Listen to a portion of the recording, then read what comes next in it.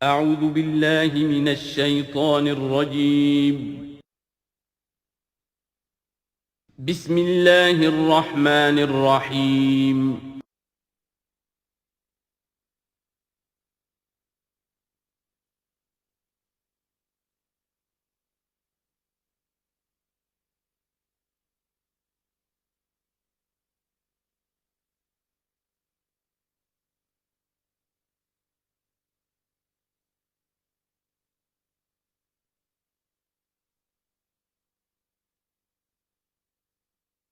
الحمد للہ وکفا والصلاة والسلام علی عباده الذین اصطفیٰ، خصوصاً علی افضلہم وخاتم النبیین محمد الامین وعلی آلہ وصحبہ اجمعین. اما بعد فاعوذ باللہ من الشیطان الرجیم. بسم اللہ الرحمن الرحیم. وَإِذَا أُنزِلَتْ سُورَةٌ أَنْ آمِنُوا بِاللَّهِ وَجَاهِدُوا مَعَ رَسُولِهِ اسْتَأْذَنَكَ أُولُو الطَّوْلِ مِنْهُمْ وَقَالُوا ذَرْنَا نَكُن مَعَ الْقَاعِدِينَ رَضُوا بِأَنْ يَكُونُوا مَعَ الْخَوَالِفِ وَطُبِعَ عَلَى قُلُوبِهِمْ فَهُمْ لَا يَفْقَهُونَ. صدق اللہ العظیم. سورہ توبہ میں ابھی یہی منافقین کا بیان چل رہا ہے، اور جب کوئی صورت نازل ہوتی ہے کہ ایمان لاؤ اللہ پر اور جہاد کرو اس کے رسول کے ساتھ مل کر، استأذنک اولو الطول منہم، تو ان میں سے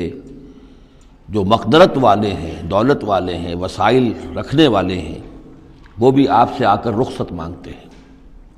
وقالوا ذرنا نکن مع القاعدین، اور کہتے ہیں کہ ہمیں چھوڑ دیجئے، رہنے دیجئے، ایگزمپٹ کر دیجئے،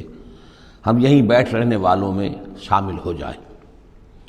رضوا بأن یکونوا مع الخوالف، وہ اس پر راضی ہو گئے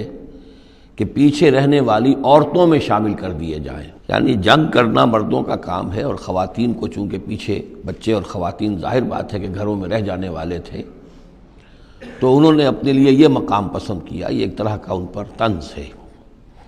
رضوا بأن یکونوا مع الخوالف وطبع علی قلوبہم فہم لا یفقہون، تو ان کے دلوں پر مہر کر دی گئی اور اب وہ سمجھ نہیں سکتے. لیکن الرسول والذین آمنوا معہ، اس کے برعکس اللہ کے رسول صلی اللہ علیہ وسلم اور جو لوگ ان کے ساتھ ایمان لائے، جاہدوا باموالہم وانفسہم، انہوں نے جہاد کیا اللہ کی راہ میں، اپنے اموال سے بھی، اپنی جانوں سے بھی. وَأُولَٰئِکَ لَهُمُ الْخَيْرَاتُ، یہ وہ لوگ ہیں جن کے لیے بھلائیاں ہیں، خوبیاں ہیں، نیکیاں ہیں، اچھا اجر ہے. وَأُولَٰئِکَ هُمُ الْمُفْلِحُونَ، اور یقیناً یہی لوگ ہیں فلاح پانے والے، آخری منزل مراد کو پا لینے والے. فلاح کے لفظ پر انشاءاللہ تفصیلی گفتگو جو ہے وہ سورہ مومنون کے شروع میں ہوگی. یہ ایک بڑی اہم اصطلاح ہے قرآن کی. میں نے اب تک اس کا ترجمہ بس اسی طریقے سے اسی لفظ کے ساتھ کیا ہے. اعد اللہ لہم جنات تجری من تحتہا الانہار خالدین فیہا، اللہ تعالیٰ نے ان کے لیے ان باغات کو تیار کیا ہے جن کے دامن میں یا جن کے نیچے ندیاں بہتی ہوں گی، جن میں وہ ہمیشہ ہمیش رہیں گے. ذالک الفوز العظیم، اور یہ بہت بڑی کامیابی ہے. وجاء المعذرون من الاعراب لیؤذن لہم، اور آئے آپ کے پاس بہانے بنانے والے بدو بھی. مدینے کے لوگوں کا تذکرہ ہو رہا تھا. اب ظاہر بات ہے یہ نفیر عام تھی، اعلان عام تھا،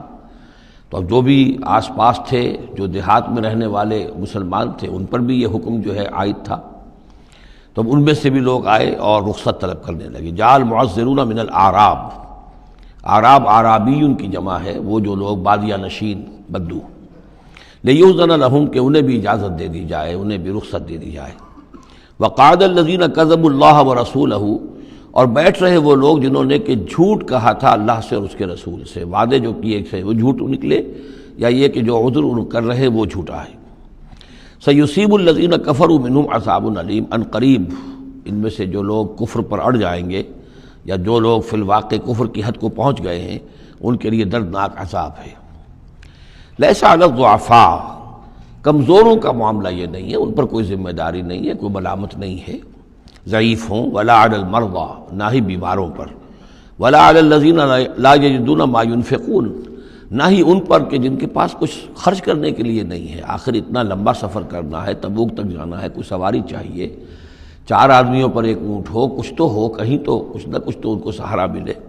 ان کے پاس سامان نہیں ہے، پیسہ نہیں ہے۔ لا یجدون ما ينفقون، تو جو لوگ اپنے پاس کوئی اس کی مقدرت نہیں رکھتے اور ساز و سامان نہیں رکھتے تو ان پر حرج نہیں ہے۔ لیس علی الضعفاء حرج، یہ لیسا کے بعد جو ہے حرج یہاں آیا ہے، ان پر کوئی گناہ نہیں ہے، کوئی الزام نہیں ہے، کوئی ملامت نہیں ہے۔ اذا نصحوا للہ ورسولہ، جبکہ وہ اللہ اور اس کے رسول کے ساتھ مخلص ہوں، دل میں اخلاص ہے، لیکن یہ کہ مجبوری فی الواقع ہے، کوئی ضعیف ہے، بہت بوڑھا ہے، کوئی بیمار ہے، کوئی بالکل یعنی بغیر کسی وسائل کے ہے۔ ما علی المحسنین من سبیل، ایسے جو محسن لوگ ہیں، جو جن کا دین جو ہے وہ یعنی درجہ احسان کو پہنچا ہوا ہو، ان کے لیے کوئی ملامت نہیں، ان کے اوپر کوئی گرفت نہیں۔ واللہ غفور الرحیم، اور اللہ غفور الرحیم ہے۔ ولا علی الذین اذا ما اتوک لتحملہم، اور نہ ہی ان پر کوئی الزام ہے یا ان پر کوئی گناہ ہے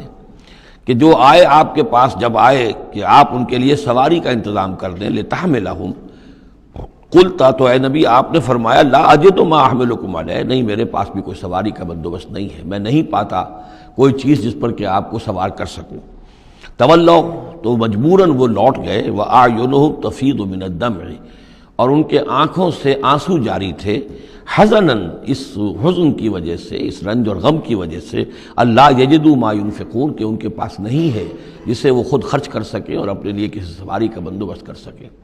ایک طرف یہ جذبہ ہے، چاہتے ہیں، جانا چاہتے ہیں، لیکن مجبوری ہے، اس مجبوری کی بنا پر بھی اگر وہ رک رہے ہیں تو ان کو صدمہ ہے، افسوس ہے، رو رہے ہیں۔ دوسری طرف وہ ہیں جو اولو طول ہیں، ان کے پاس سب کچھ موجود ہے، وسائل و ذرائع ہیں، لیکن جانے کو تیار نہیں۔ انما السبیل علی الذین یستاذنونک وہم اغنیاء، ملامت اور الزام تو ان لوگوں پر ہے کہ جو آپ سے رخصت مانگتے ہیں جبکہ وہ غنی ہیں، مالدار ہیں۔ رضوا بان یکونوا مع الخوالف، وہ راضی ہو گئے اس پر کہ وہ پیچھے رہنے والی خواتین ہی کے ساتھ ہو جائیں۔ وطبع اللہ علی قلوبہم، اللہ نے ان کے دلوں پر مہر کر دی، فہم لا یعلمون، اور اب وہ صحیح علم سے بے بہرہ ہو چکے ہیں۔ یعتذرون الیکم اذا رجعتم الیہم، اب یعتذرون چونکہ یہ فعل مضارع ہے تو یہ بھی ہو سکتا ہے کہ کر رہے ہیں، ترجمہ ہو کہ وہ اب بہانے بنا رہے ہیں یا عذر پیش کر رہے ہیں، اور یہ بھی کہ کریں گے۔ تو اس اعتبار سے یہ آیات یہ بھی ممکن ہے کہ اثناء سفر میں، واپسی کا جو سفر ہے تبوک سے، اس میں نازل ہوئی ہوں، اور یہاں پھر ہم مستقبل کے حوالے سے اس کا ترجمہ کریں گے۔ اور یہ بھی ہو سکتا ہے کہ مدینے واپس تشریف لانے کے بعد یہ آیات نازل ہوئی ہوں، تو اب حال میں اس کا ترجمہ ہوگا۔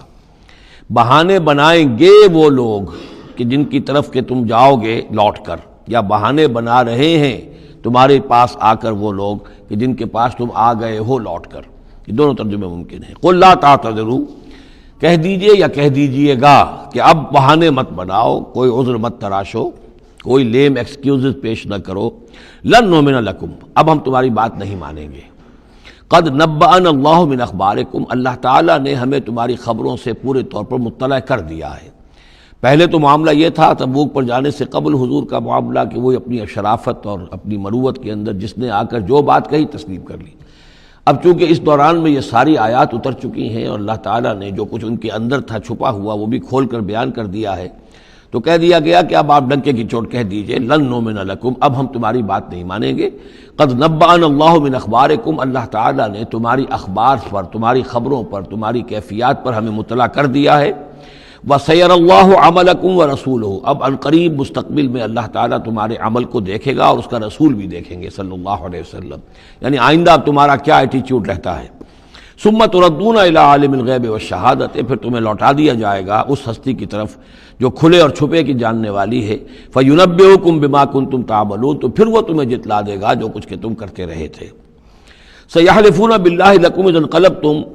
یہ یقیناً قسمیں کھا کھا کر، حلف اٹھا کر اللہ کا کہیں گے جب کہ تم ان کی طرف لوٹ جاؤ گے یا آ گئے ہو، الیہم لتعرضوا عنہم، تاکہ آپ اعراض کریں، تاکہ مسلمانوں ان کو چھوڑ دیں، ان سے کوئی باس پرس نہ کریں، انہیں کوئی صدا نہ دیں، اعراض کریں۔ فاعرضوا عنہم، ٹھیک ہے ان سے اعراض کرو، ان سے آپ توجہ جو ہے پھیر لیجئے۔ انہم رجس، یقیناً یہ لوگ ناپاک ہیں۔ وماواہم جہنم، اور ان کا ٹھکانہ آگ ہے۔ جزاء بما کانوا یکسبون، بدلہ اس کا جو یہ کمائی انہوں نے کی ہے۔ یحلفون لکم لترضوا عنہم، یہ جو قسمیں کھا رہے ہیں مسلمانوں تمہارے پاس آ کر، اس لیے کہ تاکہ تمہیں راضی کر لیں، تم ان سے راضی ہو جاؤ۔ اس لیے کہ ظاہر بات ہے کہ ایک معاشرہ تھا، مدینے میں رہتے تھے، ان کے بھائی بند تھے، ان کے دوست تھے، احباب تھے، اوس اور خزرج کے اندر رشتہ داریاں تھیں، تو اب بالکل آؤٹ کاسٹ ہو جانا معاشرے میں، تو ظاہر بات ہے کہ وہ پھر کوشش کرتے تھے کہ سارے مسلمان ہم سے بدظن نہ ہو جائیں، سب لوگ جو ہیں بدگمان ہو جائیں، تو ہم تو آؤٹ کاسٹ ہو جائیں گے، گویا کہ معاشرے میں اچھوت ہو جائیں گے۔ تو وہ آ کے لوگوں سے ملاقاتیں کر کر کے پھر ان کو بتاتے تھے کہ نہیں، ہمارا تو یہ عذر تھا، یہ مجبوری تھی، ہماری نیتوں پر شک نہ کرو۔ یحلفون لکم لترضوا عنہم، اے مسلمانوں یہ تمہارے سامنے قسمیں کھا کھا کر اپنے خلوص کا جو اطمینان تمہیں کرانا چاہ رہے ہیں، وہ اس لیے کہ تم ان سے راضی ہو جاؤ۔ فَإِن تَرْضَوْا عَنْهُمْ فَإِنَّ اللَّهَ لَا يَرْضَىٰ عَنِ الْقَوْمِ الْفَاسِقِينَ، تو اگر تم ان سے راضی ہو بھی گئے تو اللہ تعالیٰ ان نافرمانوں سے راضی ہونے والا نہیں ہے۔ الْأَعْرَابُ أَشَدُّ كُفْرًا وَنِفَاقًا، بدو لوگ جو ہیں، دیہاتی بادیہ نشین، وہ کفر اور نفاق میں اور بھی زیادہ سخت ہیں۔ وَأَجْدَرُ أَن لَّا يَعْلَمُوا حُدُودَ مَا أَنزَلَ اللَّهُ عَلَيْهِ عَلَىٰ رَسُولِهِ، اور زیادہ لائق ہیں اس کے کہ ناواقف ہوں اس چیز کی حدود سے اور اس چیز کی تفاصیل سے کہ جو اللہ تعالیٰ نے اپنے رسول پر نازل فرمائی۔ یعنی مدینے والے تو پھر بھی حضور کی صحبت سے فیض یاب ہوتے ہیں، مختلف مواقع پر انہیں تعلیم کا سلسلہ حاصل ہے، جمعے کے خطبے ہوتے ہیں، حضور کا نصیحت کا معاملہ چلتا رہتا ہے۔ تو ظاہر بات ہے کہ جو لوگ ان چیزوں سے بھی محروم ہیں، بادیہ نشین ہیں، شاذ کبھی کوئی آیا مدینے میں تو حضور سے کی صحبت سے فیض یاب ہو گیا، لہذا فطری طور پر، معقول اور منطقی طور پر کفر اور شرک، کفر اور نفاق ان میں جو ہے وہ شدید تر ہے۔ واللہ علیم الحکیم، اور اللہ تعالیٰ سب کچھ جاننے والا اور کمال حکمت والا ہے۔ وَمِنَ الْأَعْرَابِ، اور ان بدوؤں میں سے وہ بھی ہیں، مَن يَتَّخِذُ مَا يُنْفِقُ مَغْرَمًا، کہ جو کچھ انہیں خرچ کرنا پڑتا ہے اسے وہ تاوان سمجھتے ہیں، یعنی زکوٰۃ ہے، عشر ہے، جو بھی اب ان کے اوپر عائد ہو گیا ہے، جو محصولات ہیں اسلامی نظام کے، اب یہ چونکہ ان کو دینے پڑ رہے ہیں، پہلے تو کوئی نظام ایسا تھا نہیں، تو یہ ان کو ایسے محسوس کرتے جیسے کوئی تاوان ہو۔ وَيَتَرَبَّصُ بِكُمُ الدَّوَائِرَ، اور وہ منتظر ہیں کہ کوئی گردش زمانہ آئے اور یہ جو حکومت قائم ہوئی ہے مدینے میں، جس کی وجہ سے ہمیں یہ سب کچھ کرنا پڑ رہا ہے، کوئی اس کے اندر تبدیلی پیدا ہو جائے، وہ حکومت ختم ہو جائے۔ علیہم دائرۃ السوء، اصل میں بری گردش خود ان کے اوپر مسلط ہے، یعنی جو منافقت ہے جو ان کے دلوں کے اندر، وہ ہے اصل برائی کے جو ان پر مسلط ہے۔ واللہ سمیع علیم، اور اللہ سب کچھ سننے والا اور جاننے والا ہے۔ وَمِنَ الْأَعْرَابِ مَن يُؤْمِنُ بِاللَّهِ وَالْيَوْمِ الْآخِرِ، اور اعراب سب کے سب ویسے نہیں ہیں، بلکہ ان میں سے ایسے بھی ہیں۔ من الأعراب، انہی بدوؤں میں وہ بھی ہیں، مَن يُؤْمِنُ بِاللَّهِ وَالْيَوْمِ الْآخِرِ، جو ایمان رکھتے ہیں اللہ پر، یوم آخر پر۔ وَيَتَّخِذُ مَا يُنْفِقُ، اور جو چیز بھی وہ خرچ کرتے ہیں اللہ کی راہ میں، اس کو سمجھتے ہیں قربات عند اللہ، کہ اللہ تعالیٰ کے قرب کا ذریعہ ہوگا، تقرب الی اللہ کا ذریعہ بن جائے گا، ہمارا یہ صدقہ، ہمارا یہ خیرات، ہمارا یہ دین کے لیے انفاق جو ہے، یہ اللہ تعالیٰ سے ہمیں قرب عطا کرے گا۔ وصلوات الرسول، اور رسول صلی اللہ علیہ وسلم کی طرف سے عنایتیں ہوں گی اور ان کی دعائیں ہمارے شامل حال ہو جائیں گی۔ گویا کہ صاحب ایمان بھی تھے ان بدوؤں میں، سب کے سب منافق ہی نہیں تھے۔ الا انہا قربۃ لہم، آگاہ ہو جاؤ، ہاں ان کا یہ انفاق، اللہ کی راہ میں خرچ کرنا، یقیناً ان کے لیے باعث تقرب ہے اللہ کے لیے، اللہ کے نزدیک۔ سیدخلہم اللہ فی رحمتہ، ان قریب اللہ تعالیٰ انہیں اپنی رحمت میں داخل کرے گا۔ ان اللہ غفور الرحیم، یقیناً اللہ تعالیٰ معاف فرمانے والا، رحم فرمانے والا ہے۔ اب جو مضمون آ رہا ہے 13ویں رکوع میں، اس میں کیٹیگرائز کیا جا رہا ہے کہ اہل ایمان جو تھے اس وقت، یا یوں سمجھیے کہ جو مسلمان تھے، ان میں کیا حفظ مراتب کا معاملہ کیا تھا۔ ظاہر بات ہے کہ تمام اہل ایمان ایک درجے کے تو نہیں تھے، خدا پنج انگشت یکساں نہ کرد، نہ ہر زن زنستو، نہ ہر مرد مرد، نہ تمام مومن ایک جیسے تھے، نہ تمام منافق ایک جیسے تھے، نہ تمام کمزور لوگ ایک جیسے تھے۔ تو یہ بھی بڑی یوں سمجھیے کہ حکمت قرآنی کا ایک اہم موضوع ہے، اس لیے کہ آئندہ بھی جب بھی کبھی کسی مسلمان معاشرے میں کوئی دینی تحریک اٹھے گی، ظاہر بات ہے جیسا کہ میں نے عرض کیا ہے، انسانی فطرت میں تو کوئی تبدیلی نہیں ہوئی ہے، اسی طرح کے صورتحال پیش آئے گی، تو اس کی پہچان کے لیے، لوگوں کے درمیان درجہ بندی کا ایک فہم اور تفقع حاصل کرنے کے لیے یہ آیات جو ہیں یہ بہت ہی اہم ہیں۔ والسابقون الاولون من المہاجرین والانصار، اور پہل سبقت کرنے والے مہاجرین میں سے اور انصار میں سے، والذین اتبعوہم بإحسان، اور وہ لوگ جنہوں نے ان کی پیروی کی بھلائی کے ساتھ، نیکی کے ساتھ، رضی اللہ عنہم ورضوا عنہ، اللہ ان سے راضی ہو گیا اور وہ اس سے راضی ہو گئے، وعد لہم جنات تجری تحتها الانہار خالدین فیہا ابدا، ان کے نیچے ندیاں بہتی ہوں گی، اللہ نے وہ باغات تیار کر دیے ہیں ان کے لیے جن کے نیچے ندیاں بہتی ہوں گی، اس میں وہ ہمیشہ ہمیشہ رہیں گے، ذالک الفوز العظیم، یہی ہے بہت بڑی کامیابی۔ اب یہ ٹاپ کی ہیں، 2 درجے ہیں، 2 مراتب ہیں۔ جیسے ایک مرتبہ ہم دیکھ چکے سورہ نساء میں انبیاء، صدیقین، شہداء، صالحین، یہ گویا کہ ایک خاص اعتبار سے، اب اس کی تفاصیل میں جانے کا یہ موقع نہیں ہے، یہ مختلف اعتبارات سے درجہ بندی ہوتی ہے۔ ایک یہ درجہ بندی ہمارے سامنے آ رہی ہے کہ ٹاپ کے 2 جو ہیں ان کے لیے الفاظ آئیں السابقون الاولون اور والذین اتبعوہم بإحسان، یہ وہ لوگ ہیں نیک سرشت اور جن کی فطرتیں سلیمہ اور جن کی عقل سلیم تھی، لیکن ان میں بھی 2 درجے تھے۔ ایک درجہ وہ تھا کہ جن میں اتنی ہمت بھی ہوتی ہے کہ جیسے ہی حق سامنے آئے فوراً قبول کر لیں اور بالکل دائیں بائیں نہ دیکھیں کہ اس سے پھر کیا لازم آئے گا، کیا چھوڑنا پڑے گا، کیا کرنا پڑے گا، بلکہ یہ کہ بس ان کے لیے حق جو ہے وہ اتنی بڑی قیمتی شے ہے کہ اس کے مل جانے کے بعد ہر چہ بعد آباد، اب ہر جو ہونا ہے وہ ہو جائے، وہ تاخیر نہیں کرتے، دیر نہیں کرتے، ان میں ہمت ہوتی ہے۔ وہ یہ نہیں دیکھتے کہ اس پگڈنڈی پہ چلنے والے تو کوئی ہے ہی نہیں، بلکہ یہ کہ اگر پہلے ہی میں کیسے چھلانگ لگا دوں، کیسے میں چل پڑوں، کوئی مجھے آگے چلتا ہوا نظر ہی نہیں آ رہا ہے، بلکہ ان کے اندر وہ ہمت ہوتی ہے۔ یہ ایک مزاج اللہ تعالیٰ نے لوگوں کے بنائے ہیں، جیسا کہ حضور نے فرمایا الناس کالمعادن، جیسے معدنیات ہیں، اب سونے کی اور جو ہے اس کو صاف کریں گے تو سونا بنے گا، چاندی کی اور کو کتنا ہی صاف کر دیں سونا تو نہیں بنے گا، وہ چاندی ہی بنے گی۔ تانبے کی اور ہے، کتنا ہی آپ اس پر محنت کر لیں، وہ آپ اچھے سے اچھا تانبا اس میں سے نکال لیجئے، لیکن یہ کہ ظاہر بات ہے کہ وہ سونا تو نہیں بنے گا۔ اسی طرح الناس کالمعادن، لوگوں کا معاملہ بھی یہ ہے کہ ان کی بھی اللہ تعالیٰ کی طرف سے جو ان کی طبائع بنائی گئی ہیں جس طرح کی، ان کے اندر فرق و تفاوت ہے۔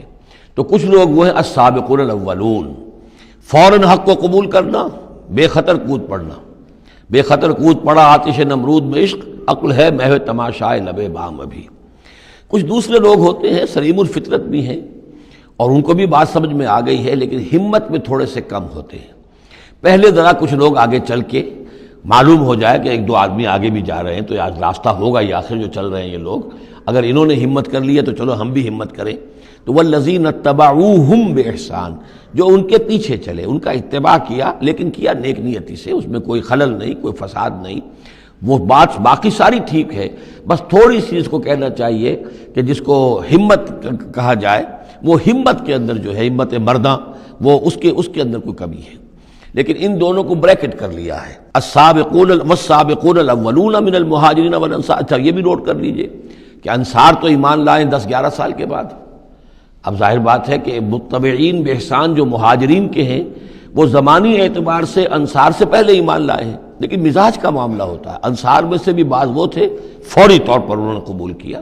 اور اسی طرح کیا، یکسو ہو گئے، ہر چہ بعد آباد ماں کشتی درآب انداختے۔ تو یہ مزاج کی بات ہے، اس کا زمانے سے تعلق نہیں ہے، یہ مزاج کی بات ہے۔ کسی بھی وقت اور آئندہ بھی ہمیشہ ایسا رہے گا، کچھ لوگ ایسے ہوں گے کہ جو حق کو قبول کرتے ہیں اور پھر قطعاً نہیں پرواہ کرتے، دائیں بائیں نہیں دیکھتے، کوئی آ رہا ہے یا نہیں آ رہا، کوئی ساتھ دے رہا ہے یا نہیں دے رہا ہے، کچھ نہیں، کوئی خطرات ہیں، کوئی مشکلات ہیں، کوئی مصائب آئیں گے، ہر چہ بعد آباد۔ کچھ لوگ ہیں جو ذرا دائیں بائیں دیکھ کر تھوڑا سا چلتے ہیں، ان کی ہمت جو ہے اتنی نہیں ہوتی۔ والسابقون الاولون من المہاجرین والانصار والذین اتبعوہم بإحسان رضی اللہ عنہم ورضوا عنہ وعد لہم جنات تجری تحت الانہار خالدین فیہا ابدا ذالک الفوز العظیم۔ وَمِمَّنْ حَوْلَكُمْ مِنَ الْأَعْرَابِ مُنَافِقُونَ۔ اب یہ ایک طرف تو یہ ٹاپ کے 2 اور ایک اب بالکل نیچے جا کر، اور جو لوگ تمہارے آس پاس آباد ہیں، جو بدوؤں میں، جو بادیہ نشین ہیں، ان میں منافق ہیں۔ وَمِنْ أَهْلِ الْمَدِينَةِ، اور نہ صرف ان میں ہیں، اہل مدینہ میں بھی ہیں۔ مَرَدُوا عَلَى النِّفَاقِ، یہ لوگ وہ ہیں جو نفاق پر اڑ چکے ہیں۔ اب یعنی ان کا نفاق جو ہے جیسے ٹی بی کی 3rd سٹیج ہوتی ہے کہ جس کے بعد پھر امید نہیں ہوتی کہ شفا ہو جائے گی، یہ پرانی زمانے کی باتیں ہیں، اب تو ٹی بی لا علاج مرض نہیں رہا، پہلے کی بات ہے۔ لیکن یہ ہے کہ یہ اس جو مرض ہے نفاق کا، ان کا اس تیسری سٹیج کو پہنچ چکا ہے۔ مرض علی النفاق، لا تعلمہم آپ انہیں نہیں جانتے، نحن نعلمہم ہم انہیں جانتے ہیں، سنعذبہم مرتین ہم انہیں بار بار عذاب دیں گے۔ ان کے لیے تو عذاب روز کھڑا تھا، روز مطالبہ آتا تھا نکلو اللہ کی راہ میں، روز جھوٹ بولنا، روز قسمیں کھانی، روز کسی نہ کسی طریقے سے بہانے بنانا، ان کی زندگی ضیق میں تھی، یہ نہیں تھا کہ وہ اس طریقے سے آرام سے تھے۔ ثم یردون الی عذاب عظیم اور پھر ان کو لوٹا دیا جائے گا ایک بہت بڑے عذاب کی طرف، وہ آخرت کا عذاب ہے۔ اس کے بعد اب درمیان میں پھر دو کیٹیگریز آ رہی ہیں، وہ لوگ کہ جو کچھ نیمے درو نیمے برو ہیں، منافق نہیں ہیں لیکن ہمت کی بہت کمی ہے، کچھ چلنا چاہتے بھی ہیں، کچھ نہیں چل پاتے ہیں، کچھ چلتے ہیں لیکن کبھی کبھی کسی سے غلطی بھی ہو جاتی ہے، کوئی ہمت بھی کرتے ہیں لیکن کبھی کوئی غلبہ ہو جاتا ہے، کوئی کسل ہو جاتا ہے، کوئی سستی طاری ہو جاتی ہے۔ اب ان کی کیٹیگری آ رہی ہے، لیکن ان کو بھی دو حصوں میں تقسیم کریں گے۔ وآخرون اعترفوا بذنوبہم اور کچھ لوگ اور ہیں جو اپنے گناہوں کا اعتراف کرتے رہتے ہیں، اپنی کوتاہیوں کا، جھوٹ نہیں بولتے، جھوٹا بہانہ نہیں بناتے، جھوٹی قسم نہیں کھاتے، ہم سے خطا ہو گئی، ہم سے غلطی ہو گئی، واقعتاً ہم سے کوتاہی ہوئی ہے، واقعتاً ہم اپنے اہل و عیال کے اندر مصروف ہو کر اور اپنے فرائض کی ادا کرنے میں کوتاہی کا ثبوت دیتے رہے ہیں۔ یہ اعتراف، جب تک اعتراف ہوگا نفاق نہیں شمار ہوگا۔ جہاں جھوٹا بہانہ آنا شروع ہوا وہ نفاق ہے، اور جہاں جھوٹی قسم آ گئی وہ نفاق کی دوسری سٹیج ہے، اور اس کے بعد تیسری سٹیج یہ ہوتی ہے کہ اہل ایمان سے انہیں ضد ہو جاتی ہے، قد ہو جاتی ہے، دشمنی ہو جاتی ہے کہ یہ بے وقوف لوگ جو ہیں ان کی وجہ سے ہم پریشان ہو رہے ہیں، اگر یہ بھی ہماری طرح بیٹھ رہے ہیں تو ہمیں بھی کوئی پوچھے نہیں اور کوئی ہمارے اوپر بھی کوئی عتاب نہ آئے۔ یہ چونکہ فوراً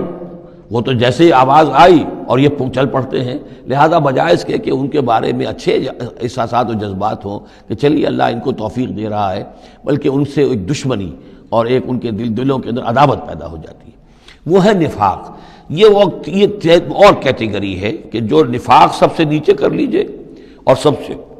اوپر وہ دو ہیں، والسابقون الاولون من المہاجرین والانصار والذین اتبعوہم بإحسان۔ اب ان کے درمیان میں یہ دو سٹیجز ہیں۔ وآخرون اعترفوا بذنوبہم اور کچھ لوگ اور ہیں جنہوں نے اپنی کوتاہیوں کا، اپنی تقصیر کا اعتراف کیا۔ خلطوا عملا صالحا وآخر سیئا،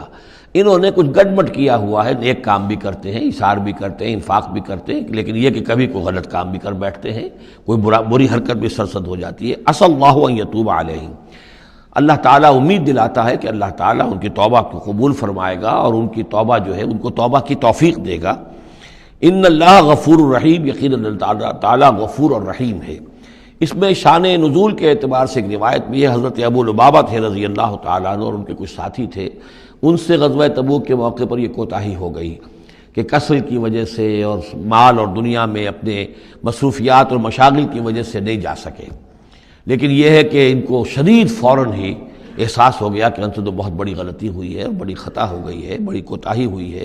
اور اس احساس کی وجہ سے اس درجے ان کو اندر جو ہے ندامت کے جذبات پیدا ہوئے کہ انہوں نے اپنے آپ کو مسجد نبوی کے ستونوں سے باندھ لیا کہ اب حضور ہی آئیں گے اور اگر اعلان فرمائیں گے کہ ہماری توبہ قبول کر لی ہے اللہ تعالیٰ نے اور اپنے دست مبارک سے ہمیں کھولیں گے تب ہم یہاں سے آزاد ہوں گے، ورنہ ہم یہیں پر اپنی جانیں دے دیں گے، اپنے آپ کو باندھے رکھیں گے ان ستونوں کے ساتھ۔ پھر حضور واپس تشریف لائے ہیں اور یہ آیات جب نازل ہوئیں، عسى اللہ ان یتوب علیہم، اللہ تعالیٰ ان قریب یا اللہ توقع ہے اللہ ان کی توبہ قبول فرمائے گا، تب حضور نے آ کر انہیں کھولا اور انہیں یہ خوشخبری دی کہ ان کی توبہ جو ہے اللہ نے قبول کر لی ہے۔ یہ وہی بات ہے جو سورہ نساء میں بھی ہم پڑھ چکے ہیں، ثم یتوبون من قریب، وہ لوگ انما التوبۃ علی اللہ للذین یعملون السوء بجہالۃ ثم یتوبون من قریب، فوری طور پر جو ہے انسان کے اندر وہ ایمانی جذبات جو ہیں دوبارہ عود کر آئیں اور وہ فوراً توبہ کرے، تو ایسی توبہ کا قبول کرنا جو ہے اللہ تعالیٰ نے گویا کہ اپنے ذمے واجب ٹھہرایا ہوا ہے۔ البتہ یہ کہ پھر ان کے بارے میں خاص طور پر یہ حکم ہوا خذ من اموالہم صدقۃ، روایت میں تو یہ آتا ہے کہ وہ خود بھی لے کر آئے تھے مال کہ یہ اللہ تعالیٰ کے جو ہماری توبہ قبول کی ہے تو ہم یہ اس کے شکرانے کے طور پر اللہ کی راہ میں یہ مال پیش کرتے ہیں اپنا، لیکن یہ کہ یہ قاعدہ کلیہ بھی ہے کہ خذ من اموالہم صدقۃ، جہاں تک منافقین کا معاملہ تھا روک دیا گیا، ان کے اب آپ صدقات قبول نہ کیجئے، اب ان کے نفقات اللہ کے ہاں قبول نہیں ہوں گے، لیکن یہ چونکہ ضعفاء ہیں، یہ کمزور ہیں، یہ منافق نہیں ہیں مخلص، کمزور مخلص ہیں، لہذا ان کے لیے کہ ان کے اموال میں سے صدقہ آپ قبول فرما لیجئے۔ خذ من اموالہم صدقۃ تطہرہم وتزکیہم بہا، اس طرح ان کے مال سے صدقہ قبول کرنے کا نتیجہ یہ نکلے گا کہ آپ ان کو پاک کریں گے اور تزکیہ کریں گے ان کا اس صدقے کے ذریعے سے. وصلی علیہم، ان کے لیے دعائیں کیجئے. ان صلاتک سکن لہم، یقیناً نبی آپ کی دعا جو ہے ان کے حق میں وہ بہت ہی سکون بخش ہے کہ انہیں یہ خیال ہو کہ ہم سے جو خطا ہوئی تھی ہم نے بھی استغفار کیا، توبہ کی ہے، اور اللہ کے رسول بھی ہمارے لیے دعا کر رہے ہیں. واللہ سمیع علیم، اور اللہ سب کچھ سننے والا اور جاننے والا ہے. الم یعلموا ان اللہ هو يقبل التوبۃ عن عبادہ، کیا وہ نہیں جانتے کہ اللہ تعالیٰ اپنے بندوں کی توبہ قبول فرماتا ہے. ویاخذ الصدقات، اللہ تعالیٰ بندوں کے صدقات قبول کرتا ہے. یعنی اللہ کا احسان ہے. صدقہ وہ شے ہے، خیرات وہ شے ہے حضور نے اپنے اوپر حرام کی، اپنی اولاد پر حرام کی ہے. اللہ تعالیٰ کی وہ شان ہے، وہ الغنی ہے، لیکن وہ کہتا ہے میں تو قبول کرتا ہوں. میرے دین کے لیے تم خرچ کرتے ہو، میرے لیے میری رضا جوئی کے لیے خرچ کرتے ہو، تو میں تو تمہارے صدقات کو قبول کرتا ہوں. فرمایا کہ الم یعلموا ان اللہ هو يقبل التوبۃ عن عبادہ ویأخذ الصدقات، وہ صدقات قبول فرما لیتا ہے. وان اللہ هو التواب الرحیم، اور وہ تو بہت ہی توبہ کا قبول فرمانے والا اور بہت رحم فرمانے والا ہے. وقل اعملوا، لیکن ساتھ ہی آپ ان کو وہی جو کمزور لوگ تھے کہہ دیجئے، یہ بھی کہہ دیجئے اعملوا، اب دیکھو عمل کرو، اب محنت کرو، اثر نو کمر کسو، پہلے سے بڑھ کر اب سرفروشی اور جاں فشانی ہونی چاہیے. فَسَيَرَى اللَّهُ عَمَلَكُمْ وَرَسُولُهُ، تو آئندہ اللہ بھی اور اس کے رسول بھی تمہارے عمل کو دیکھیں گے،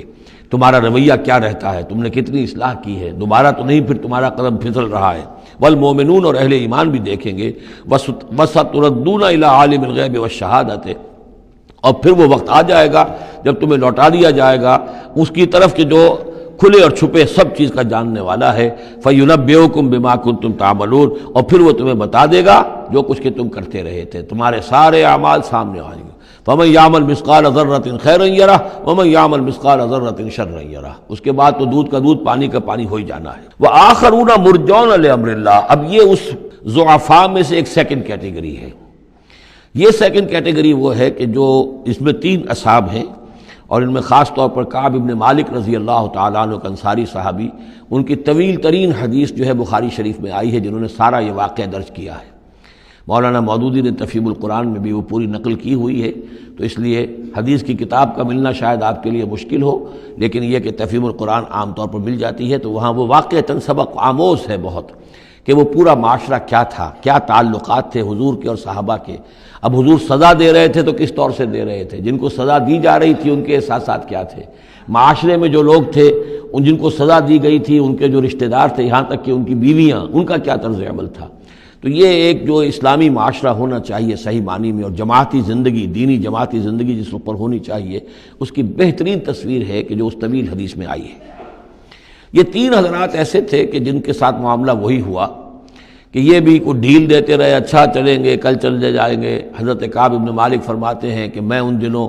بہت ہی صحت مند بھی تھا، میرے پاس مال بھی بہت تھا، میرے پاس جو اونٹنی تھی وہ بھی بہت تگڑی تھی،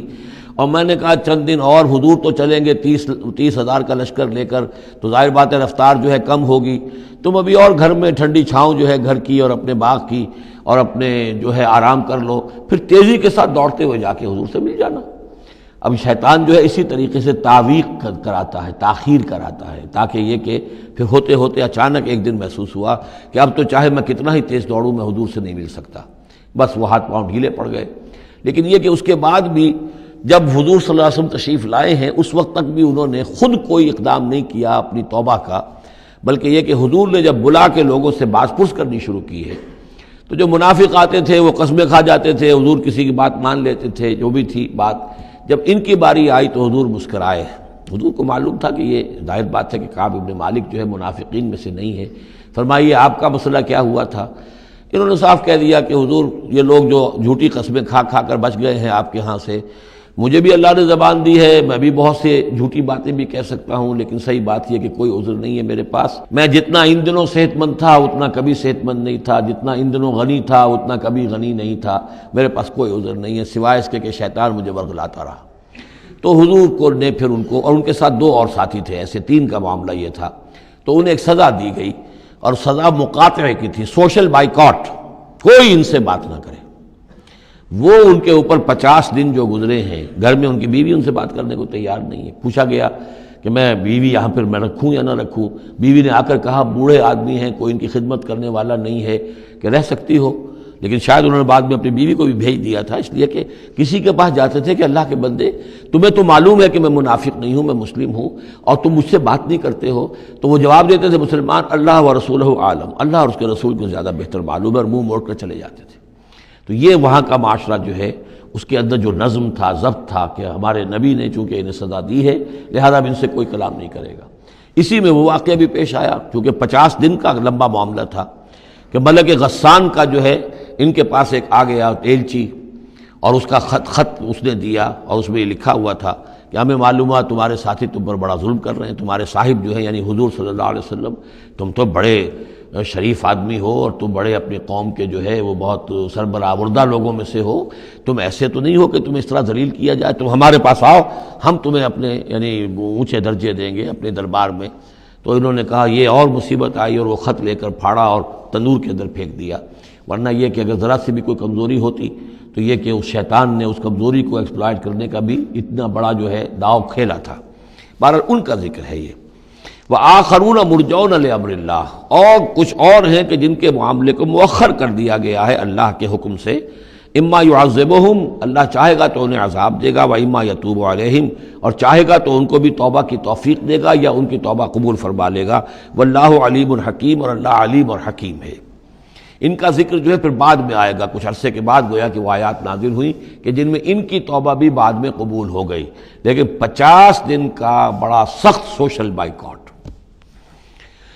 والذین اتخذوا مسجدا ضرارا وکفرا وتفریقا بین المؤمنین وارصادا لمن حارب اللہ ورسولہ من قبل, اور وہ لوگ کہ جنہوں نے ایک مسجد بنائی ہے ضرار کے طور پر, ضدم ضدہ, ضرر سے ضرار باب مفعلہ ہے,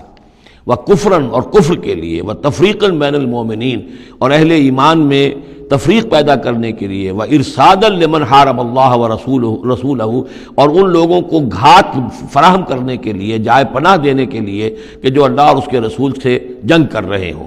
من قبل جو کہ اس سے پہلے سے اللہ اور اس کے رسول سے جنگ کر رہے تھے. یہ مسجد ضرار بنائی تھی منافقین نے مدینے کے اندر,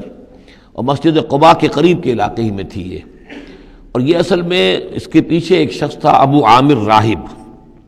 خزرج کا یہ شخص تھا, اور یہ شخص بھی ویسے بڑا عالم شخص تھا, اور یہ عیسائی ہو گیا تھا اور راہب ہو گیا تھا. جیسے کہ ورقہ ابن نوفل تھے, وہ قرشی تھے, لیکن وہ بھی ان کی طبیعت سلیم تھی, عقل سلیم اور فطرت سلیمہ کی روشنی میں انہوں نے بھی اس وقت پھر بت پرستی چھوڑ کر اور عیسائیت اختیار کر لی تھی. کان یکتب التوراۃ بالعبرانیہ, اور اتنے بڑے عالم تھے کہ تورات عبرانی زبان میں لکھا کرتے تھے. تو اس حوالے سے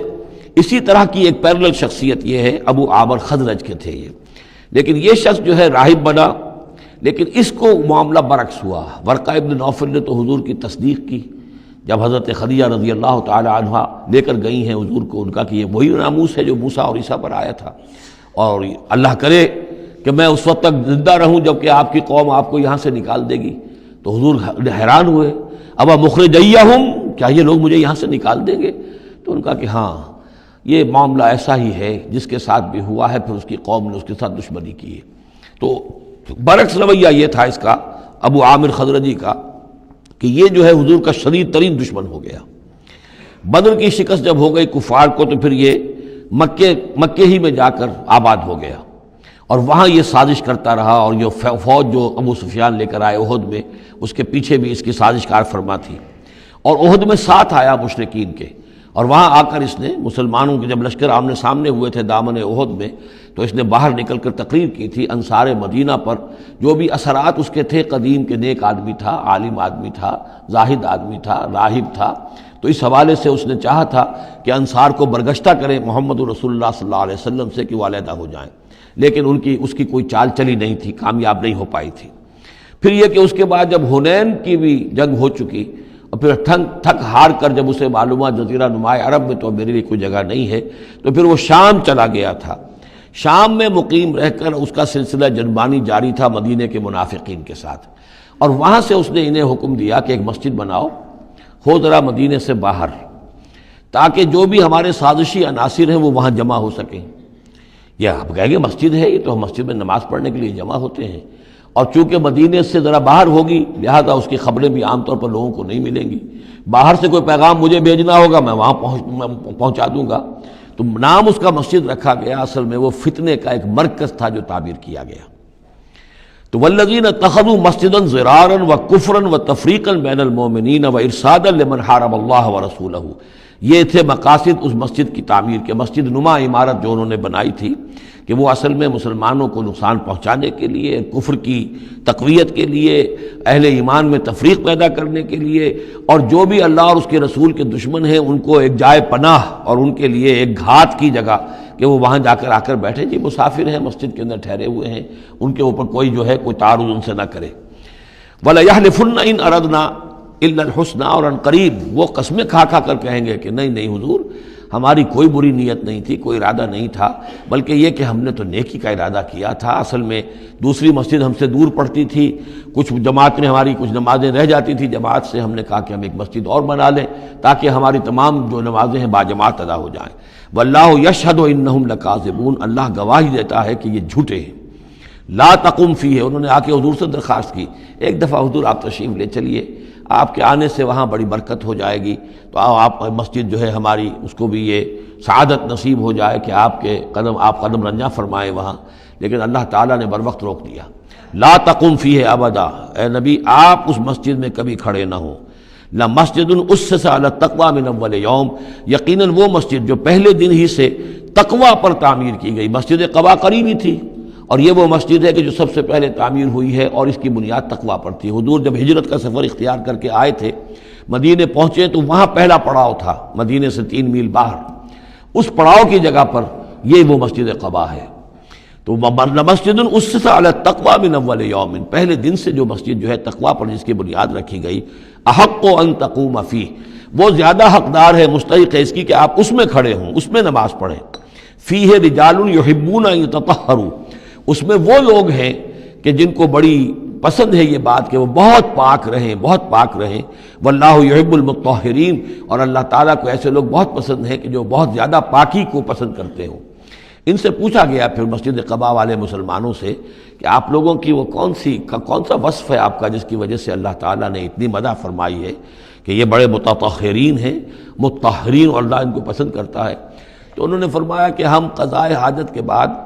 ڈھیلے بھی استعمال کرتے ہیں اور پھر پانی سے بھی طہارت کرتے ہیں، تو یہ دونوں طریقے سے وہ اپنا استنجا جو ہے وہ پوری طریقے سے کرتے تھے۔ اسی کو سمجھا گیا ہے کہ اللہ تعالیٰ نے اس کی تعریف فرمائی ہے۔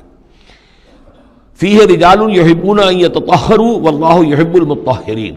افمن اسس بنیانہ علی تقوی من اللہ ورضوان، تو کیا بھلا وہ کہ جس نے اپنی بنیاد رکھی ہو اپنی عمارت کی تقوی پر اللہ کی طرف سے اور اس کی رضا پر، وہ بہتر ہے، ام من اسس بنیانہ، یا وہ کہ جس نے اپنی تعبیر کی بنیاد رکھی ہے علی شفا جرف ہار، ایک ایسی کھائی کے کنارے پر جس کا کنارہ گرا چاہتا ہے، فنہارا بہی فی نار جہنم، تو پھر وہ اس کو لے کر گر گیا نار جہنم میں۔ یعنی یہ کہ انسان تعبیر کرتا ہے تو کوئی جگہ دیکھتا ہے، فرض کیجئے کوئی ایسی جگہ ہے کہ نیچے سے کھوکھلی ہے، آپ نے دیکھا ہوگا بعض جگہ دریاؤں کے کناروں کے اوپر کہ نیچے سے لیکن اوپر کنارہ چلا آ رہا ہے، اب اس کنارے کے اوپر جو ہے جس کے نیچے سپورٹ نہیں ہے، کوئی تعمیر کرے گا تو تعمیر کہاں جائے گی؟ وہ تو ظاہر بات ہے کہ وہ دریا میں گر جائے گی۔ تو اصل میں یہ جو تدبیریں ہوتی ہیں منافقین کی، ان کی مثال ایسے ہے کہ جہنم کے کنارے کے اوپر یہ خشکی ہے، اس کا کنارہ باہر نکلا ہوا ہے، اس پر ہی اپنی تعمیر کر رہے ہیں، ظاہر بات ہے کہ وہ کنارہ بھی ڈھہ جائے گا اور ان کو اور ان کی تعمیر کو لے کر جہنم میں جا گرے گا۔ واللہ لا یہدی القوم الظالمین، اور اللہ تعالیٰ ایسے ظالم لوگوں کو راہیاب نہیں کرتا۔ لا یزال بنیانہم الذی بنوا ریبۃ فی قلوبہم، یہ عمارت جو انہوں نے بنائی ہے، یعنی یہ جو بھی منافقت کی عمارت انہوں نے تعمیر کی ہے اور تانا بانا بنا ہے، یہ عمارت جو انہوں نے بنائی ہے اب رہے گی ان کے دلوں میں، شکوک و شبہات پیدا کیے رکھے گی، الا ان تقطع قلوبہم، الا یہ کہ ان کے دل کے ٹکڑے کر دیے جائیں۔ اس کو یوں سمجھیے کہ اگر فرض کیجئے کسی کے جسم میں کینسر بہت پھیل گیا ہو تو ظاہر بات ہے آپریشن نہیں ہو سکتا، کیا کریں گے آپ؟ پورے جسم کے ٹکڑے کر دیں گے؟ وہ تو اس ٹیشو میں بھی ہے، اس ٹیشو میں بھی ہے، اس ٹیشو میں بھی ہے، وہاں بھی پہنچ گیا ہے، یہاں بھی پہنچ گیا ہے، اب ممکن نہیں۔ تو اسی طریقے سے ان کے دلوں کے اندر اس کی جڑیں اتنی گہری جا چکی ہیں منافقت کی کہ ان کے دلوں سے منافقت کی جڑیں نکل ہی نہیں سکتی الا یہ کہ دل کے ٹکڑے ٹکڑے کر دیے جائیں، دل ریشہ ریشہ کر دیا جائے تو جو آپ جڑیں نکال لیں، ورنہ اس کے بغیر ممکن نہیں ہے، یعنی اس درجے راسخ ہو چکے ہیں۔ لا يزال بنيانهم الذي بنوا ريبة في قلوبهم الا ان تقطع قلوبهم والله عليم حكيم، اللہ تعالی علیم اور حکیم ہے۔ ان اللہ اشترى من المؤمنین انفسهم واموالهم بان لهم الجنہ، یہ دو آیات پھر بہت اہم آ گئی ہیں۔ یقیناً اللہ نے خرید لی ہے اہل ایمان سے ان کی جانیں بھی اور ان کے مال بھی، اس قیمت پر کہ ان کے لیے جنت ہے۔ یقاتلون فی سبیل اللہ، یہ ہے بیع و شراء جو ایک صاحب ایمان کی اللہ کے ساتھ ہو جاتی ہے۔ ان اللہ اشترى، صاحب ایمان بیچتا ہے، اللہ خریدتا ہے۔ ان اللہ اشترى من المؤمنین انفسهم واموالهم بان لهم الجنہ یقاتلون فی سبیل اللہ، وہ جنگ کرتے ہیں اللہ کی راہ میں، فیقتلون ویقتلون، تو قتل کرتے بھی ہیں قتل ہوتے بھی ہیں۔ 70 قتل کر دیے انہوں نے قرشی میدان بدر میں، 70 شہید ہو گئے دامن احد میں۔ وعد اللہ علیہ حقا، وعدن علیہ حقا، یہ وعدہ اللہ کے ذمے ہے، ثابت ہے، پختہ ہے، قائم ہے، یعنی جنت انہیں اللہ دے کر رہے گا۔ اس میں اصل میں جو بین السطور کہیے یا جو چیز پس منظر میں ہے وہ یہ ہے کہ ایک سودا ہوتا ہے نقد، آپ نے مال دیا اور قیمت لے لی، بات ختم ہو گئی۔ یہ جو اللہ کے ساتھ سودا ہے یہ ادھار ہے، یہاں سب کچھ لگا دو، خرچ کر دو، جان مال تن من دھن لگا دو، آخرت میں ملے گی جنت۔ جنت یہاں نہیں ہے، جنت وہاں ہے۔ تو چونکہ ادھار کا سودا ہے، اس پر دل میں کچھ نہ کچھ دغدغہ رہتا ہے۔ نو نقد نہ تیرا ادھار والی جو مثال ہے کہ 9 نقد نہ تیرا ادھار کی 13 سے بہتر ہے کہ 9 جو نقد ملتے ہیں وہ لے لیے جائیں۔ تو اس حوالے سے جو ہے انسانی کمزوری بربنائے طبع بشری، اس کے اندر ایک دغدغہ رہتا ہے، اس کو اب کس زور کے ساتھ اس کی نفی کی جا رہی۔ وعدن علیہ حقا، کوئی شک نہ کرو یہ وعدہ ہے اس کے ذمے حق ثابت، فی التوراۃ والانجیل والقرآن، اور اللہ کی طرف سے اس وعدے کی توثیق 3 دفعہ ہو چکی ہے، تورات میں ہوئی، انجیل میں ہوئی، قرآن میں ہوئی۔ ومن اوفی بعہدہ من اللہ، اور اللہ سے بڑھ کر اپنے عہد کا وفا کرنے والا کون ہوگا؟ فاستبشروا ببیعکم الذی بایعتم بہ، پس خوشیاں مناؤ، جشن مناؤ اس بیع پر جو تم نے کی ہے۔ اب یہاں ایک لفظ اور آ گیا، بایعتم بہ، آپس میں جو سودا کیا ہے۔ مبایعت باب مفاعلہ، باع یبیع بیچنا، یہ ثلاثی مجرد ہے، اور یہ جو ہے بیعت بنتی ہے بایع یبایع، آپس میں کوئی سودا کر لینا۔ تو فاستبشروا ببیعکم الذی بایعتم بہ، بس خوشیاں مناؤ اس بیع پر جس کا سودا تم نے اپنے اللہ سے کیا ہے۔ یہیں سے لفظ بیعت نکلا ہے۔ بیعت کیا ہے؟ ایک بندہ اللہ کے حوالے کرتا ہے اپنے آپ کو، لیکن چونکہ اللہ تعالیٰ تو سامنے خود موجود نہیں ہے، اس وقت اللہ کے رسول تھے، تو بیعت ہو رہی ہے اصل میں تو اللہ سے، بیع اللہ سے ہے اور بیعت رسول اللہ سے ہو رہی ہے صلی اللہ علیہ وسلم۔ دست مبارک اللہ کا نہیں ہے بلکہ اللہ کے رسول کا ہے۔ البتہ ایک جگہ ہم جا کر دیکھ لیں گے کہ فرمایا گیا کہ ایک تیسرا ہاتھ اور بھی ہے، انویزیبل ہاتھ، غیر مرئی ہاتھ اللہ کا بھی ہے، ید اللہ فوق ایدیہم، اللہ کا ہاتھ ان کے ہاتھوں کے اوپر ہے۔ تو یہ بیع ہے، یہ سودا ہے، یہ ایمان کا لازمی تقاضا ہے۔ ان اللہ اشتری من المؤمنین انفسهم واموالهم بان لهم الجنہ یقاتلون فی سبیل اللہ فیقتلون ویقتلون وعدا علیہ حقا فی التوراۃ والانجیل والقرآن ومن اوفی بعہدہ من اللہ فاستبشروا ببیعکم الذی بایعتم بہ وذلک هو الفوز العظیم۔ اور یہی ہے بہت بڑی کامیابی۔ اللہ تعالی ہم میں سے ہر ایک کو یہ توفیق دے کہ اللہ کے ساتھ یہ بیع و شراء ہم کریں، اللہ کے ساتھ سودا کریں اور اللہ تعالیٰ کے ہاتھ اپنی جانیں اور مال بیچ دیں۔ اب اس کا جو ظہور ہوگا انسانی شخصیت میں وہ کیا ہے؟ یہ آیت بھی بڑی ہی گمبھیر اور بڑی جامع آیت ہے، بہت جامع آیت ہے۔ اس میں 9 الفاظ آئے ہیں، التائبون العابدون الحامدون السائحون الراکعون الساجدون الآمرون بالمعروف والناہون عن المنکر والحافظون لحدود اللہ وبشر المؤمنین۔ توبہ کرنے والے، اللہ کی پرستش اور بندگی کرنے والے، اللہ کی حمد اور تعریف کرنے والے، دنیاوی آسائشوں سے لا تعلق رہنے والے، سائحون پچھلے زمانے میں ہوتا تھا بنباس لینے والے، چلے جانے والے، شہروں کو چھوڑ کر چلے جاتے تھے لوگ جنگلوں کے اندر، لیکن ہمارے ہاں اسلام میں اب سیاحت نہیں رہی ہے، رہبانیت ختم کر دی گئی ہے۔ البتہ روزے داروں پر اطلاق ہوتا ہے، مہاجرین پر، مجاہدین پر جو اللہ کی راہ میں نکلے ہوتے ہیں وہ بھی گویا کہ ان کے مشابہ ہو جاتے۔ لا رہبانیت فی الاسلام الا الصوم، لا رہبانیت فی الاسلام الا الجہاد فی سبیل اللہ۔ الراکعون رکوع کرنے والے، الساجدون سجدہ کرنے والے، اور پھر تین الفاظ وہ ہیں کہ جو ایک عملی جد و جہد، باقی سارے اوصاف تو اپنے ہیں، ذاتی ہیں، لیکن اس سے جو متعدی ہونا ہے، معاشرے کے ساتھ انہیں جو معاملہ کرنا ہے، جو بھی اب اس دعوت و تحریک کے لیے جو عمل کرنا ہے، الامرون بالمعروف نیکی کا حکم دینے والے، والناہون عن المنکر بدی سے روکنے والے، اور سب سے زیادہ جامع لفظ آیا حافظون لحدود اللہ، اللہ کے حدود کی حفاظت کرنے والے، گویا کہ خدائی فوجدار بن کر کھڑے ہو جانے والے کہ یہ اللہ کے حدود ہیں، ہم پامال نہیں کرنے دیں گے، ہم انہیں توڑنے نہیں دیں گے۔ یہ ہے وہ در حقیقت کے جو منہج انقلاب نبوی کے ضمن میں اس دور میں جو ایک اجتہاد کی ایک ضرورت ہے کہ جو بھی آخری مرحلہ ہوگا جبکہ وہ سارے مراحل طے ہو چکے ہوں تو اس میں نہی عن المنکر بالید، کہ ہم حدود اللہ کو اب نہیں ٹوٹنے دیں گے اور ہم پوری طاقت کے ساتھ حفاظت کریں گے اللہ کی حدود کی، اور جو بھی منکرات ہیں ان کو روکیں گے۔ وبشر المؤمنین، اور اے نبی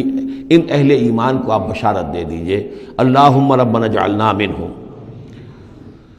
ما کان للنبی والذین آمنوا ان یستغفروا للمشرکین ولو کانوا اولی قربی، اور یہ نبی کے لیے اور نہ ہی اہل ایمان کے لیے یہ روا ہے کہ وہ استغفار کریں، بخشش چاہیں مشرکین کے لیے، خواہ وہ ان کے قرابت دار ہوں، ولو کانوا اولی قربی من بعد ما تبین لہم، اس کے بعد کہ ان کے لیے یہ بات واضح ہو چکی ہو انہم اصحاب الجحیم، کہ وہ لوگ جہنمی ہیں۔ وما کان استغفار ابراہیم لابیہ الا عن موعدۃ وعدہا ایاہ، اور نہیں تھا استغفار کرنا ابراہیم کا اپنے والد کے حق میں مگر ایک وعدے کی بنیاد پر کہ جو انہوں نے اس سے کیا تھا جب گھر سے نکالا ہے باپ نے، یہ ہم سورہ مریم میں پڑھیں گے، تو اس وقت وعدہ کر کے نکلے تھے ساستغفر لک ربی انہ کان بی حفیہ، وہ وعدہ نبھاتے رہے، اور وہ نبھاتے اس لیے رہے کہ امید تھی کہ جب تک وہ زندہ تھا باپ کہ شاید اللہ تعالیٰ اس کو ہدایت دے دے اور یہ ایمان پر آ جائے، لیکن جب اس کی موت واقع ہو گئی تو انہوں نے استغفار بند کر دیا، اس لیے کہ اب ثابت ہو گیا کہ وہ در حقیقت کفر کے اوپر اڑا رہا، اور موت جب واقع ہو گئی تو اب تو توبہ کا دروازہ بند ہو چکا۔ فلما تبین لہ انہ عدو للہ، اور جب ان پر یہ بات روشن ہو گئی، واضح ہو گئی کہ وہ تو اللہ کا دشمن ہے، تبرأ منہ، تو ان سے تبری کیا، ان سے اعلان بیزاری کر دیا۔ ان ابراہیم لأواہ حلیم، یقیناً ابراہیم تو بہت نرم دل تھے اور بہت ہی حلیم الطبع تھے۔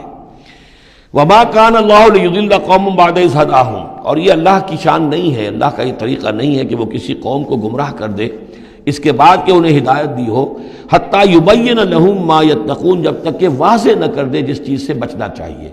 یعنی جب تک یہ آیت قرآن میں نہیں اتری تھی، اگر کسی مسلمان نے اپنے کسی مشرک باپ یا ماں کے لیے دعا کی ہے تو اللہ نے اس کے لیے معافی کا اعلان کر دیا کہ چونکہ اس بات سے ابھی تک تمہیں آگاہ نہیں کیا گیا تھا کہ اہل ایمان کے لیے رواج نہیں ہے کہ مشرکین کے لیے استغفار کریں، تو جب تک یہ حکم نہیں آ گیا تھا جو بھی اگر کسی نے کیا ہے تو اللہ تعالیٰ اس پر کوئی باس پرس نہیں کرے گا۔ ما کان اللہ لیضل قوما بعد اذ ھداھم حتی یبین لہم ما یتقون، جب تک کہ واضح نہ کر دیا جائے کہ ان چیزوں سے آپ کو بچنا ہے۔ ان اللہ بکل شیء علیم، یقیناً اللہ تعالیٰ ہر شے کا جاننے والا ہے۔ ان اللہ لہ ملک السماوات والارض، یقیناً اللہ ہی کے لیے ہے آسمان اور زمین کی بادشاہی، یحیی و یمیت، وہی زندہ رکھتا ہے، وہی موت وارد کرتا ہے۔ ما لکم من دون اللہ من ولی ولا نصیر، اور تمہارے لیے کوئی نہیں ہے، کوئی نہ حمایتی اور نہ کوئی مددگار اللہ کے سوا۔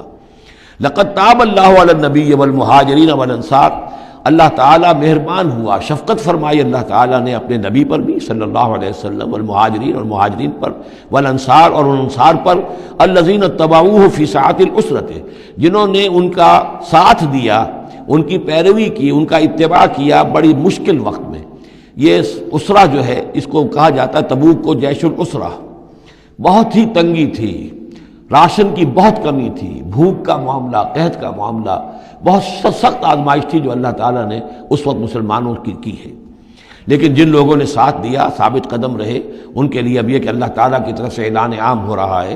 لقد تاب اللہ علی النبی والمہاجرین والانصار الذین اتبعوہ فی ساعۃ العسرۃ من بعد ما کاد یزیغ قلوب فریق منہم، اس کے بعد کہ ان میں سے ایک گروہ کے دل میں کچھ کجی آنے بھی لگی تھی، پر بنائے طبع بشری کہیں نہ کہیں کچھ نہ کچھ کمزوری، جیسے کہ غزوہ احد میں بھی بنو حارثہ اور بنو سلمہ کے بارے میں عارضی طور پر تھوڑی سی کمزوری آ گئی تھی،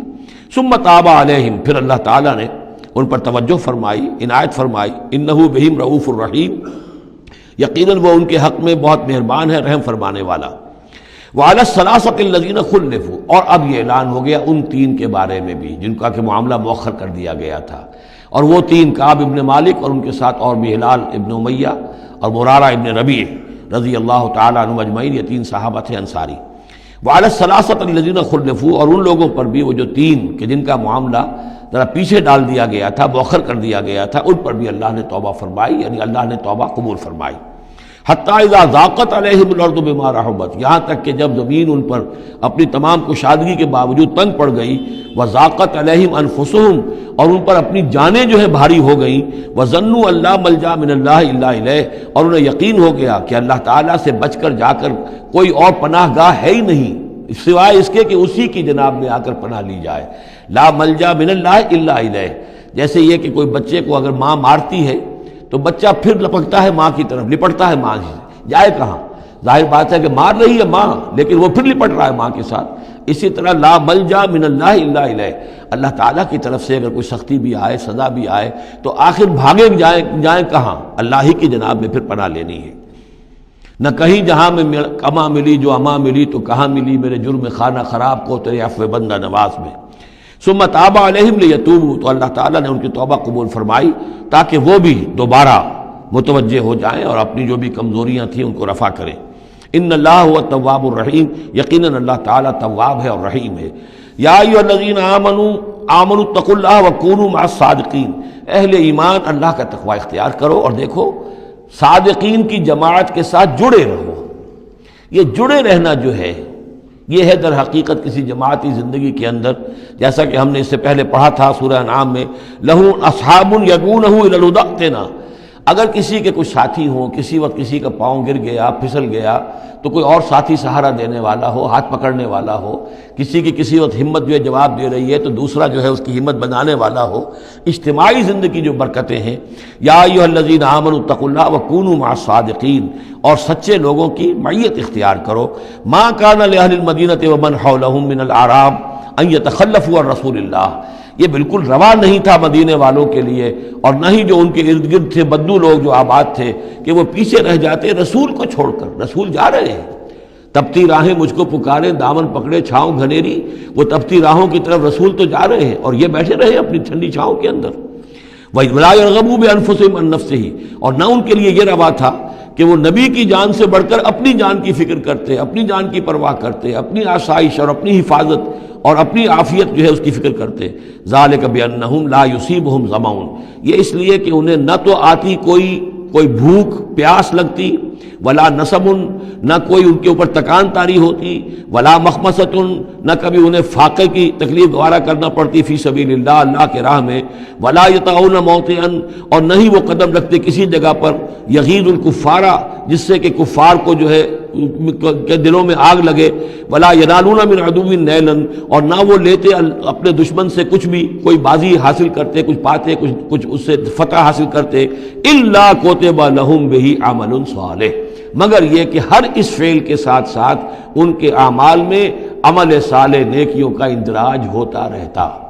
چاہے کبھی بھوک لگتی، کبھی پیاس لگتی، کبھی کوئی اور تکلیف ہوتی، کہیں چلنا پڑتا، اس کی مشقت ہو جاتی، تکان ہو جاتی، کہیں دشمن سے کوئی غزل پہنچا کر اہل ایمان کو لیے کوئی نفع حاصل کر لیا جاتا، جو بھی ہوتا یہ سب کا سب ان کے نامہ اعمال میں نیکیوں کی صورت میں درج ہوتا چلا جاتا۔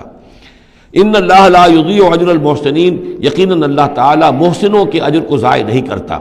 ولا ينفقون نفقة صغیرة ولا کبیرة، اور نہ ہی وہ خرچ کرتے کوئی نفقہ، کوئی انفاق چھوٹا ہو یا بڑا، ولا یقطعون وادیا، اور نہ طے کرتے کوئی وادی الا کتب لہم، مگر یہ کہ وہ لکھ لی جاتی، ان کے سارے نامہ اعمال کے اندر یہ سارے اعمال درج ہو جاتے، لیجزیہم اللہ احسن ما کانوا یعملون، تاکہ اللہ تعالیٰ انہیں بدلہ دیتا بہت ہی عمدہ اس کا کہ جو وہ کرتے رہے ہیں۔ وما کان المؤمنون لینفروا کافہ، اور اہل ایمان کے لیے یہ بات تو ممکن نہیں ہے کہ وہ سب کے سب نکل آئیں۔ اب یہ در حقیقت حل بتایا جا رہا ہے، چونکہ یہ بات سامنے آ چکی ہے کہ جو لوگ بدو ہیں، بادیہ نشین ہیں، وہ کفر میں اور نفاق میں زیادہ سخت ہیں، ان کو حضور کی صحبت سے فائدہ نہیں پہنچ رہا، استفادہ نہیں کر پاتے۔ اب کیا کیا جائے، اس کا حل کیا ہو؟ یہ تو ممکن نہیں ہے کہ سارے بادیہ نشین آئیں اور مدینے میں آباد ہو جائیں۔ ما کان المؤمنون لینفروا کافہ، سب کے سب اپنے اپنے علاقوں کو چھوڑیں اور آ جائیں مدینے میں، تو اب کیا شکل ہوگی؟ فلولا نفر من کل فرقۃ طائفۃ منہم طائفۃ، تو کیوں نہ نکلے ہر ایک جماعت میں سے ایک گروہ، ایک حصہ، لیتفقہوا فی الدین، وہ آئیں حضور کی خدمت میں رہیں، تفقہ فی الدین حاصل کریں، دین کا فہم، دین کی سمجھ حاصل کریں، وَلَيُنذِرُوا قَوْمَهُمْ إِذَا رَجَعُوا إِلَيْهِمْ، اور پھر جب جائیں اپنی قوم کی طرف واپس تو اپنی قوم کو بھی خبردار کریں، لَعَلَّهُمْ يَحْذَرُونَ، تاکہ وہ بھی بچیں۔ یعنی یہ ایک ہدایت کر دی گئی کہ اب تمام لوگ جو ہیں اس طریقے سے نظام بنایا جائے کہ لوگ آیا کریں گروہ در گروہ، اور یہاں مدینے میں حضور کے پاس قیام کریں، ان کی تربیت ہو، تعلیم ہو، ان کو سمجھایا جائے، سکھایا جائے، پڑھایا جائے، پھر وہ جائیں اور اپنے اپنے علاقوں میں جا کے لوگوں کے اندر اسی تعلیم کو عام کریں۔ یا ایھا الذین آمنوا قاتلوا الذین یلونکم من الکفار، اہل ایمان جنگ کرو ان کافروں سے جو تمہارے ساتھ ملحق ہیں۔ اصل میں یہ چونکہ اب حضور صلی اللہ علیہ وسلم کی جو دعوت کا بین الاقوامی یا عالمی یا آفاقی دور ہے، اس کا آغاز ہو چکا ہے، اب اس کو بڑھنا ہے، تو یہاں حکم دیا جا رہا ہے اب جو دارالاسلام کی سرحد یہاں ہے تو جو کافر یہاں بستے ہیں ان سے قتال کرو، پھر وہ سرحد آگے چلی جائے گی تو اگلوں کے ساتھ قتال کرو۔ یہ قتال جاری رہنا ہے تاں آ کے پوری دنیا پر اللہ کا دین غالب ہو جائے۔ جیسے کہ وہ قتال جاری رہا، قاتلوہم حتی لا تکون فتنۃ ویکون الدین کلہ للہ، جیسے جزیرہ نما عرب کی حد تک قتال کے جاری رکھنے کا حکم تھا کہ جب تک جزیرہ نما عرب سے کفر اور شرک کا خاتمہ نہیں ہو جاتا اور اللہ کا دین وہاں غالب نہیں ہو جاتا، یہ جنگ جاری رہے گی۔ اب معاملہ یہ ہے کہ حضور صرف عرب کے لیے نہیں بھیجے گئے تھے بلکہ پوری دنیا کے لیے، لہذا اب اس کے لیے یہ اعلان عام ہے، چارٹر ہے، اسی پر عمل کرتے ہوئے فوجیں نکلی ہیں۔ ورنہ جیسا کہ میں نے کئی مرتبہ عرض کیا ہے، ایرانیوں نے تو کہا بھی تھا کہ ہمارے اوپر کیوں تم چڑھ کر آ گئے ہو، یہ اللہ کا حکم ہے۔ یا ایھا الذین آمنوا قاتلوا الذین یلونکم من الکفار ولیجدوا فیکم غلظہ، اور چاہیے کہ وہ تمہارے اندر سختی محسوس کریں، نرمی نہ پائیں، سختی محسوس کریں۔ وَاعْلَمُوا أَنَّ اللَّهَ مَعَ الْمُتَّقِينَ، اور جان لو کہ اللہ تعالیٰ متقیوں کے ساتھ ہے۔ وَإِذَا مَا أُنزِلَتْ سُورَةٌ فَمِنْهُم مَّن يَقُولُ أَيُّكُمْ زَادَتْهُ هَٰذِهِ ایمانا، اور جب کوئی سورت نازل ہوتی ہے تو وہ کہتے ہیں آپس میں، پھر منافقین کا تذکرہ ہو رہا ہے، بھائی کس کے ایمان میں اضافہ ہو گیا اس سورت سے، استہزاء کے انداز میں، کیونکہ یہ بات کہی گئی ہے جب وہ آیات سنتے ہیں اللہ کی تو ان کے ایمان میں اضافہ ہوتا ہے، تو اب وہ تبصر کرتے تھے۔ وَإِذَا نَزَلَتْ سُورَةٌ أُنزِلَتْ سُورَةٌ، جب کوئی سورت نازل کی جاتی ہے، فَمِنْهُمْ، تو ان میں سے وہ لوگ بھی ہیں جو کہتے ہیں، مَن يَقُولُ أَيُّكُمْ زَادَتْهُ هَٰذِهِ ایمانا، اس سورت کے آنے سے تم میں سے کس کس کے ایمان میں اضافہ ہو گیا۔ فَأَمَّا الَّذِينَ آمَنُوا فَزَادَتْهُمْ ایمانا، تو واقعتاً جو ایمان والے ہیں ان کے ایمان میں یقیناً اضافہ ہوا ہے۔ وَهُمْ يَسْتَبْشِرُونَ، اور وہ خوش ہوتے ہیں، خوشیاں مناتے ہیں، اللہ نے مزید آیات اتاری ہیں، اللہ نے ہمارے ایمان کو اور جلا بخشی ہے۔ وَأَمَّا الَّذِينَ فِي قُلُوبِهِمْ مَرَضٌ، رہ گئے وہ لوگ کہ جن کے دلوں میں روگ ہے، فَزَادَتْهُمْ رِجْسًا إِلَىٰ رِجْسِهِمْ، تو ان کے جو گندگی پہلے سے ہے ان آیات کے نزول کے بعد بھی ان کی گندگی ہی میں اضافہ ہوتا ہے۔ وَمَاتُوا وَهُمْ كَافِرُونَ، اور وہ مرتے ہیں اسی حال میں کہ وہ کافر ہوتے ہیں۔ اولا يرون انهم يفتنون في كل عام مرة او مرتين، کیا یہ منافق دیکھتے نہیں ہیں کہ ہر سال ان کو آزمایا جا رہا ہے، ایک بار یا دو بار، کوئی نہ کوئی مرحلہ آ جاتا ہے، ہر سال کوئی قتال کا مرحلہ آ گیا، کوئی اور آزمائش آ گئی۔ ثم لا يتوبون ولا هم يذكرون، اس کے باوجود نہ یہ توبہ کرتے ہیں اور نہ ہی نصیحت اخذ کرتے ہیں۔ وَإِذَا مَا أُنزِلَتْ سُورَةٌ نَظَرَ بَعْضُهُمْ إِلَىٰ بَعْضٍ، اور جب کوئی صورت نہیں اترتی ہے جس میں قتال کا ذکر بھی ہو جائے تو پھر وہ ایک دوسرے کو دیکھتے ہیں، نظر بعضهم الى بعض، کنکھیوں سے، آنکھوں میں اشارے کرتے ہیں، هل يراكم من احد، تمہیں کوئی دیکھ تو نہیں رہا؟ ثم انصرفوا، پھر وہ وہاں سے کھسک جاتے ہیں۔ صرف اللہ قلوبہم، اصل میں اللہ تعالیٰ نے ان کے دلوں کو پھیر دیا ہے، بأنہم قوم لا یفقہون، اس لیے کہ ان کے دل تفقہ سے خالی ہیں۔ اب یہ جو دو آیتیں ہیں یہ قرآن مجید کی عظیم ترین آیات میں سے ہیں۔ لقد جاءکم رسول من انفسکم، لوگوں دیکھو آ گیا ہے تمہارے پاس ہمارا رسول صلی اللہ علیہ وسلم، تم ہی میں سے ہے، انسان ہے، بنی نوع بشر میں سے ہے، عزیز علیہ ما عنتم، اور مسلمانوں جو تم پر کوئی بات مشکل کی ہوتی ہے وہ ان پر بھی بڑی بھاری گزرتی ہے، حریص علیکم، تمہارے حق میں بہت حریص ہیں، سارے خیر، ساری خوبیاں، ساری بھلائیاں اللہ تمہیں دے دے، بالمومنین رؤوف الرحیم، اور اہل ایمان کے حق میں وہ شفیق بھی ہیں، رحیم ہیں، مہربان ہیں۔ فَإِن تَوَلَّوْا، پھر بھی اگر وہ منہ پھیر لیں، فقل، تو اے نبی کہہ دیجئے، حسبی اللہ، میرے لیے اللہ کافی ہے، لا الہ الا ہو، اس کے سوا کوئی معبود نہیں، علیہ توکل، تو میں نے اس پر توکل کیا ہے، وہو رب العرش العظیم، اور وہ بہت بڑے عرش کا رب ہے، وہ عرش جو اس کا ہمارے تصور کے اندر آ ہی نہیں سکتا، رب العرش العظیم، بڑے عرش والا مالک ہے۔ بارک اللہ لی ولکم فی القرآن العظیم ونفعنی وإیاکم بالآیات والذکر الحکیم۔